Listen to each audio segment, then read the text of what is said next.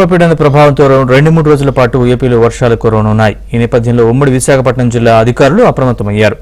అనకాపల్లి జిల్లా కలెక్టర్ విజయకృష్ణన్ ముందస్తు చర్యలు చేపట్టారు. జిల్లాలోని అన్ని ప్రాంతాల నుంచి పరిస్థితిని ఎప్పటికప్పుడు తెలుసుకునేందుకు జిల్లాలో 3 చోట్ల కమాండ్ కంట్రోల్ రూమ్ను ఏర్పాటు చేశారు.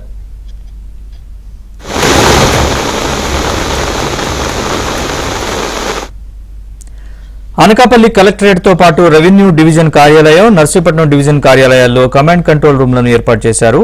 ప్రజలు అత్యవసర పరిస్థితుల్లో కంట్రోల్ రూమ్ ఫోన్ నంబర్లకు కాల్ చేయాలని కలెక్టర్ సూచించారు.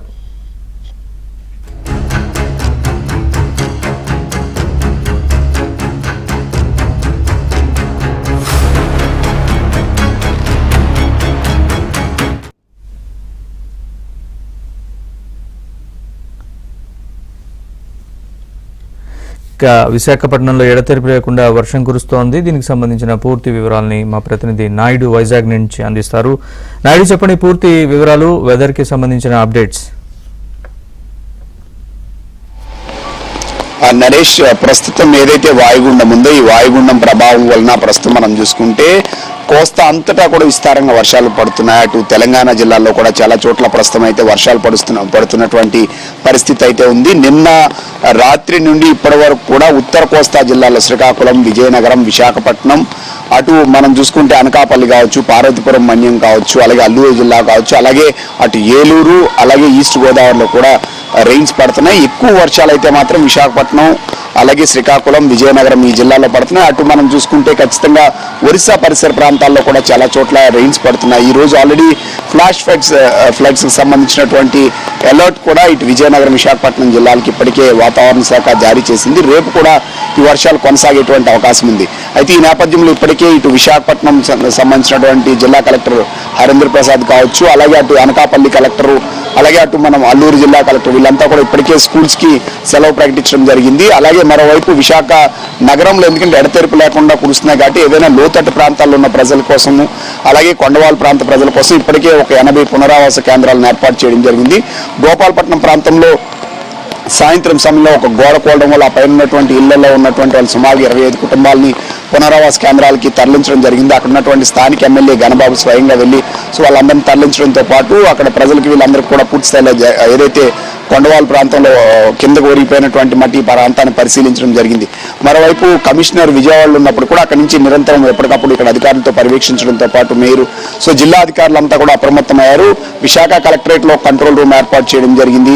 అలాగే ప్రతి మండల్ హెడ్ క్వార్టర్ ఏదైతే ఉందో అక్కడ కూడా కంట్రోల్ రూము, కొంతమంది సిబ్బందిని విశాఖపట్నంలో నియమించారు. అలాగే అటు మనం అనకాపల్లి జిల్లాలో చూసుకుంటే అనకాపల్లిలోను, నర్సీపట్నంలోను, ఈ డివిజన్స్ లో ఎక్కడైతే ఉన్నాయి ప్రధాన డివిజన్స్ అన్నింటిలో కూడా ప్రత్యేక కంట్రోల్ రూమ్స్ ను సిబ్బందిని కూడా నియమించడం జరిగింది. ఎందుకంటే ఎక్కడైనా వాగులు వంకలు తెగిపడినా లేదు అనుకుంటే ఖచ్చితంగా దిగువ ప్రాంతాలు ముంపుకు గురైనా అప్రమత్తంగా ఉండాలి. ప్రజలు ముంపు ప్రాంతాలు ఏవైతే గుర్తించి ప్రజలను సురక్షిత ప్రాంతాలకు తరలించాలని చెప్పి ఇప్పటికే ఆదేశాలు జారీ చేస్తారు. ఎందుకంటే కంటిన్యూటీ ఆఫ్ రెయిన్ ఉంది కాబట్టి ప్రధానంగా ఏంటంటే ఇప్పటికే రిజర్వాయర్లు కావచ్చు, చెరువులు కావచ్చు, ఇవన్నీ కూడా పూర్తిగా నిండుకుండలా మారి ఉన్నాయి.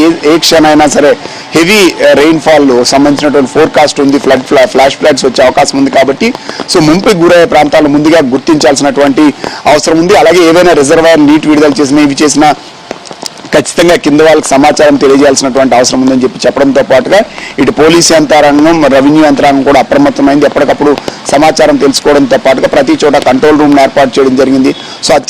అత్యవసరంగా ఏమైనా కావాలన్నా ఆహార పొట్లాలు కావచ్చు, లేకపోతే సేవలు కావచ్చు, కొన్ని చోట్ల జేసీబీలు కావచ్చు, ఇలాంటివన్నీ కూడా అధికారులన్నీ పూర్తి స్థాయిలో ఏర్పాట్లు చేశారు. ఇటు విశాఖపట్నం, అటు మనం చూసుకుంటే అనకాపల్లి, మరోవైపు మనం చూస్తే అలాగే పాడేరుకి సంబంధించినంత వరకు కూడా ఏదైతే ఇప్పుడు అల్లూరు జిల్లాకు సంబంధించినంత వరకు కూడా ఏజెన్సీకి రాకపోకలు నాటు అరుకు కావచ్చు, పాడేరు రాకపోకలు నిలిపివేశారు. ఎందుకంటే కొండ చెరువులు విరిగిపడడం, చెట్లు పడడం ఇలాంటి, ఎందుకంటే కంటిన్యూటీ రెయిన్ వల్ల నాని అవి కింద పడే ప్రమాదం ఉంది కాబట్టి రాకపోకలను కూడా కొద్దిసేపు క్రితమే అక్కడ జిల్లా కలెక్టర్ నిలిపివేస్తున్నట్టు కూడా ఆదేశాలు జారీ చేశారు. రేపు 3 జిల్లాల్లో కూడా ఆల్రెడీ ఇప్పటికే స్కూల్స్ కి సెలవు ప్రకటించినటువంటి పరిస్థితి అయితే ఉంది. మరోవైపు మనం చూసుకుంటే అటు విజయనగరం కావచ్చు, మన్యం జిల్లా, పార్వతీపురం, శ్రీకాకుళంలో కూడా హెవీ రెయిన్స్ అనేవి కంటిన్యూగా పడుతున్నటువంటి పరిస్థితి ఉంది. సో నాగావళి కావచ్చు, వంశధార కావచ్చు, అలాగే ఈ నదులన్నిటికి కూడా ఇన్ఫ్లో క్రమంగా పెరిగేటువంటి అవకాశం ఉంది. కాబట్టి దిగువ ప్రాంతాల ప్రజలందరూ కూడా పూర్తి స్థాయిలో అప్రమత్తంగా ఉండాలని చెప్పి అధికారులు సూచించారు. సో రేపు కూడా చాలా చోట్ల రెడ్ అలర్ట్ అనేది ఉంది. ప్రధానంగా మనం చూసుకుంటే ఏలూరు కావచ్చు, అటు అల్లూరు జిల్లా, అలాగే మనం ఎన్టీఆర్ జిల్లా, వీటిలో కూడా కొంత రెడ్ అలర్ట్ అనేది రేపు ఉంది. కాబట్టి రేపు కూడా ఎక్కువ శాతం అయితే మాత్రం ఉత్తరాంధ్ర జిల్లాల మీద ఎక్కువ ప్రభావం చూపేటువంటి అవకాశం ఉంది. మిగతా ప్రాంతాల్లో కూడా రెయిన్స్ అనేవి పడతాయి. అలాగే మరోవైపు మనం చూసుకుంటే ఖమ్మం, వరంగల్, నిజామాబాద్ ఈ ప్రాంతాల్లో కూడా రెయిన్స్ పడతాయి. కాబట్టి ఇన్ఫ్లో అనేది ఇటు కృష్ణాకి అలాగే ఇటు గోదావరికి కూడా ఉంటుంది. కాబట్టి దిగువ ప్రాంతాల్లో ఉన్నటువంటి వాళ్ళందరూ కూడా అప్రమత్తంగా ఉండాల్సినటువంటి అవసరం ఉందని చెప్పి అధికారులు హెచ్చరిస్తున్నటువంటి పరిస్థితి అయితే మనకు కనిపిస్తుంది. సో విశాఖ నగరంలో పునరావాస కేంద్రాలతో పాటు కంట్రోల్ రూమ్ ఎప్పటికప్పుడు మానిటర్ చేస్తున్నటువంటి పరిస్థితి అయితే కనిపిస్తుంది. చాలా చోట్ల కొన్ని చోట్ల గోడలు కూలినటువంటి పరిస్థితి ఉంది. అటు ఆనందపురంలో అయితే ఒకసారి స్కూల్ గోడ కూలింది. సో ఓవరాల్గా అయితే మాత్రం ఈ వాతావరణ నేపథ్యంలో ఏదైతే వాయుగుండం నేపథ్యంలో రాష్ట్ర వ్యాప్తంగా ఉన్నటువంటి యంత్రాంగం అంతా అలర్ట్ అయింది. ప్రధానంగా ఉత్తరాంధ్ర, విశాఖపట్నం జిల్లాల అధికారులు అయితే కంట్రోల్ రూమ్స్ ఏర్పాటు చేసి ఎప్పటికప్పుడు సహాయ చర్యలు